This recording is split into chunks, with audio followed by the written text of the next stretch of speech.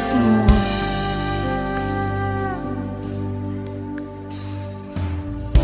Minha casa será uma casa de bênção. Aleluia. Minha casa será um pedaço do céu.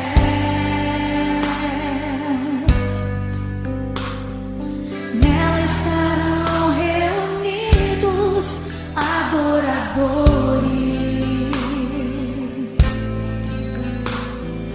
que só exaltam ao Deus verdadeiro e fiel.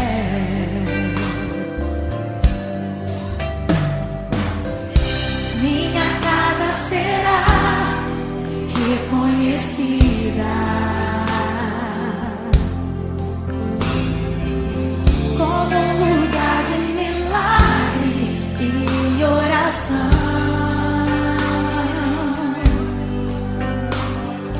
onde Jesus tem prazer em ficar, onde o Espírito Santo habita, onde há prosperidade, amor e vida. Faça do meu lar, Senhor, um lugar de harmonia. Faça do meu coração tua casa todo dia.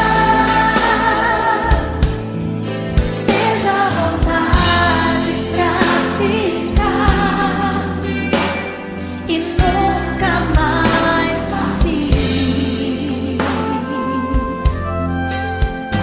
pois a casa que um dia te recebeu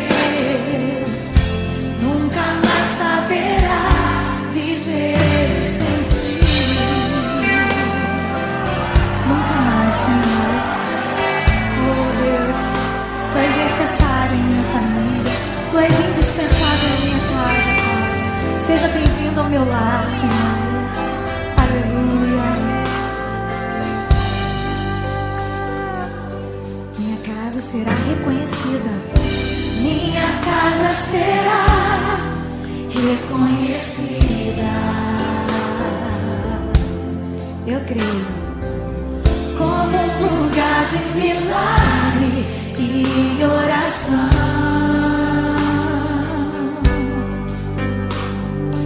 onde Jesus tem prazer em ficar, onde o Espírito